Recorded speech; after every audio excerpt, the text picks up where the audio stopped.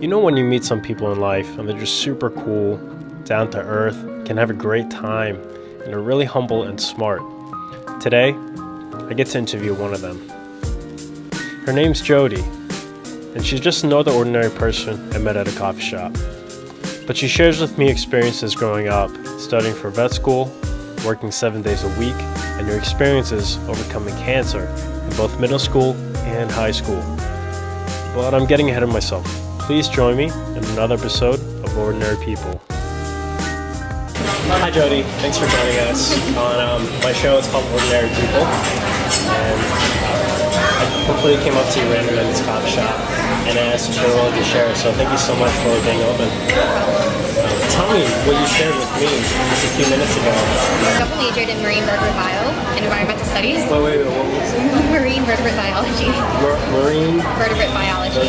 It's like marine bio, okay, but it's pretty much more like animals and fish. Got it. Took a lot of those classes, and in order to kind of meet my double major and the prerequisites, I've been taking like 23 credits every semester since like freshman year. And I was also working because you need money, and volunteering on animal shelters and stuff just because you need the experience too.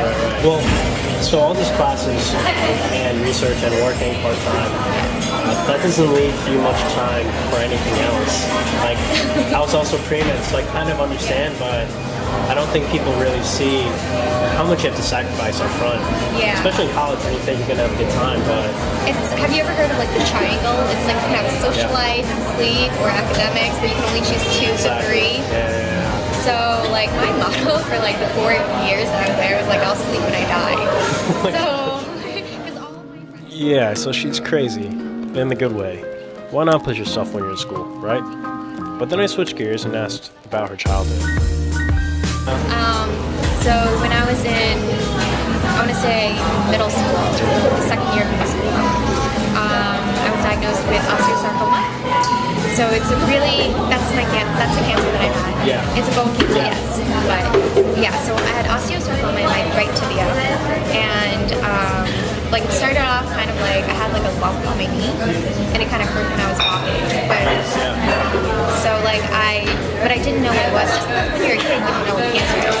And then if no one really around you has ever had cancer, you don't think of it. Yeah, right. And my parents thought it was like growing pains or something, just because it was around that time, you know?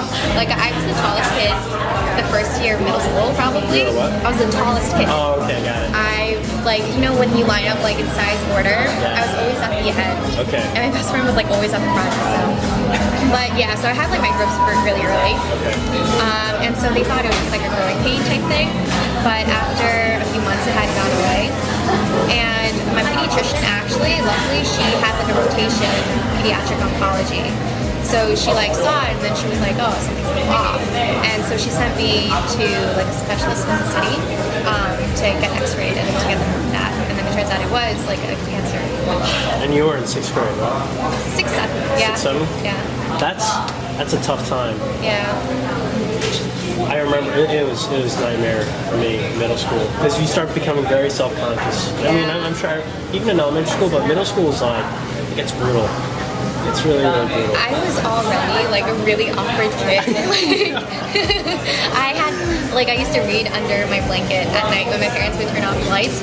I was awesome. a really big nerd. I still am a really big nerd, but It's cool. I respect that.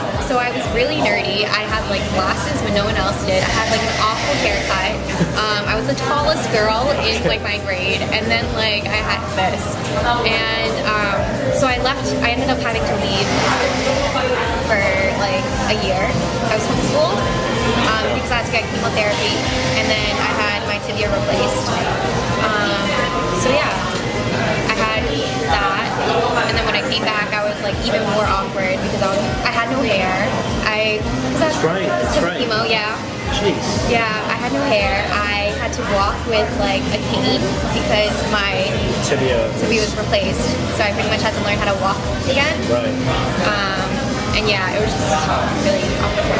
Like, I had a cast on from like my foot all the way up here. Wow.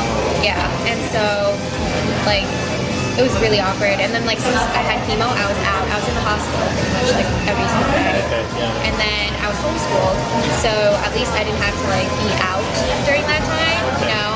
And like I really, like my parents asked me if I wanted to go wig just to make me fit in more, but I tried one and it was really itchy and hot. Like, and then like I just couldn't bear like having it on my head, you know.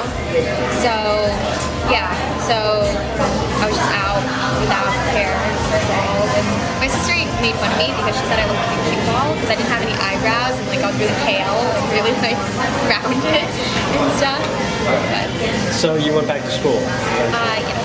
Okay. I went back probably in 8th grade, beginning of 8th grade, and it was like a whole new world. Like it was like, I guess the friends I was closest to, they weren't really around during that time.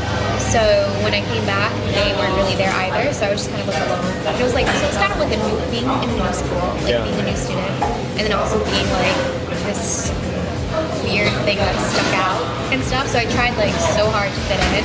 Like I would like not use my cane or my like crutches. Really? Yeah, during that time, just because like at least it's one less thing To get, that brought more attention. yeah, exactly. So I didn't really like talk much to anyone. So probably the rest of my middle school career, I was probably I don't think anyone really knew me. Middle school or high school? Middle school. Middle school. Yeah, I don't think really many people like knew me. And it wasn't even that big of a school. It's just like I kept to myself a lot and tried not to bring any extra attention to myself. What about high school? High school, I wouldn't say high school is completely different. Okay. I went to a really small specialized high school. Okay. And there were 89 kids in my graduating class. Yeah, really small. And by the time I went to high school, my hair had grown out, and I was like walking like without a lip, so no one really could tell. And I was more, I guess, outgoing a little bit. Like I went into school like thinking to myself like I'm gonna make myself like a different person than I was in middle school. That's a huge transition though. It is. And What helped you make that transition? I guess it was like just having like a good set of friends. Like I had one best friend probably in middle school, and she stuck with me like throughout everything. And then she was just kind of like, oh, you know, just do what everybody else thinks. It's just kind of like you. And if it makes you feel comfortable, do that. You know, like yeah. And I had a really good like family that supported me doing whatever I wanted. That's really important. So yeah. But in high school, my cancer relapsed. So, Oh, really? Why are you laughing? I feel like this is an emotional roller coaster for you. I see you going like, oh my god, what? It's insane though. See, I was healthy, right? Yeah. And even for everyone, it's a roller coaster even when you're healthy. And then to throw in cancer in middle school, and then now you're telling me it relapsed in high school. Yeah. I feel like, like for most people, middle school and high school, the roller coaster is more like kind of like who am I? Like, you know, who are my friends? Trying to fit it, exactly. Yeah. Like relationships, love, and then like friends and stuff like that. But I guess I skipped all that. Grew up real Like quick. I just like did not even like go through that, which actually I think is like didn't help me in the long run. Because now I'm just like, what is this? Like, you know? You're dealing with it now, right? Yeah. It's like most people start like dating or something in high school, right? I had my first date like a few months ago, and I'm like Your first 22. date? Yeah. Okay, how did that go?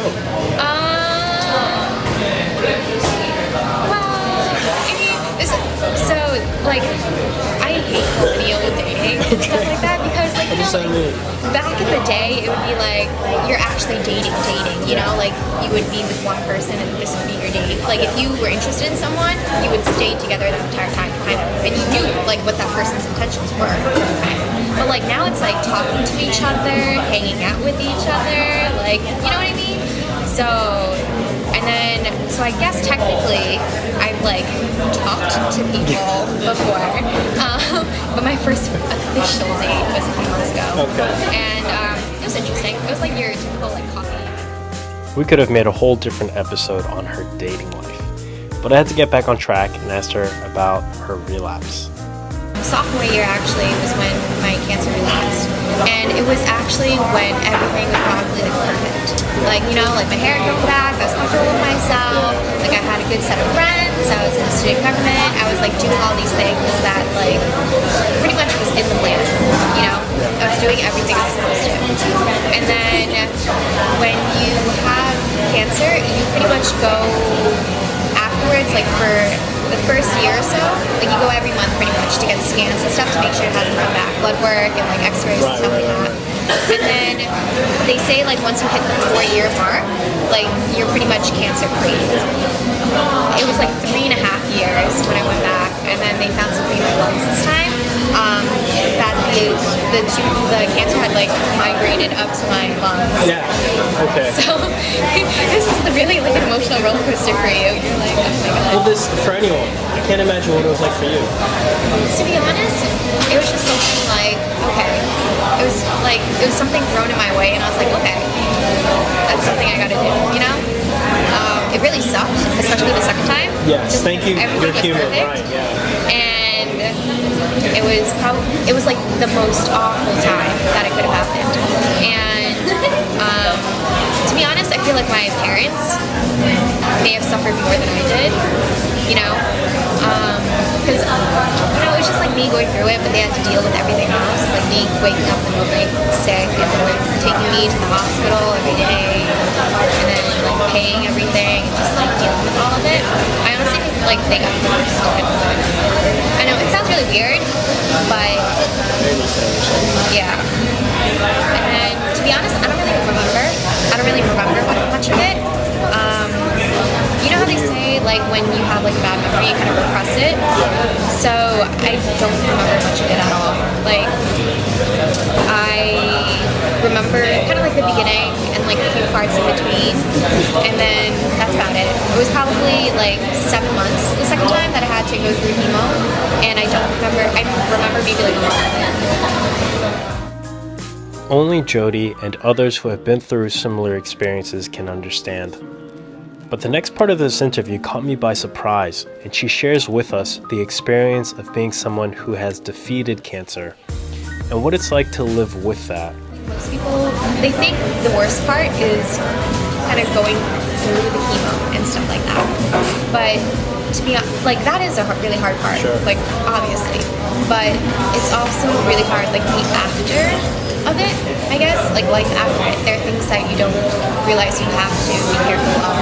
Like you have to be more obviously aware of your health and stuff like that. So, like I always have to plan things around kind of like my doctor's appointments. So I have like 4 different doctors that I have to see now. And I'm not a pediatric anymore because I'm 22.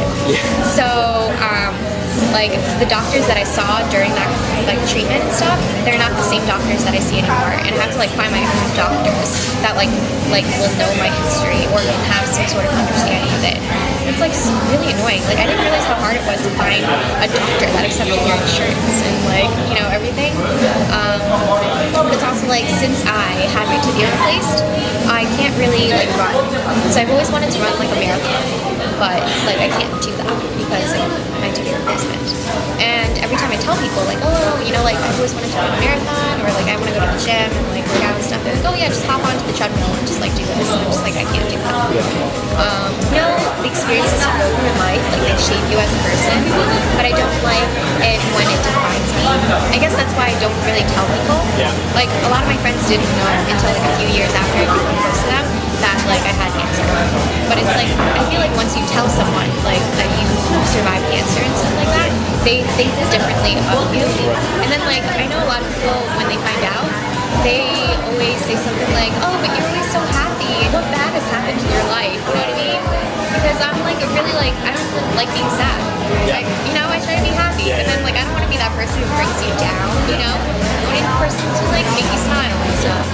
So whenever like they like say something, oh, like why are you so happy all the time? They're like you haven't come across life yet and stuff. I'm just like it's kind of like just bringing awareness to people, you know, like to stay healthy and to like go to your doctor's appointments and stuff like that.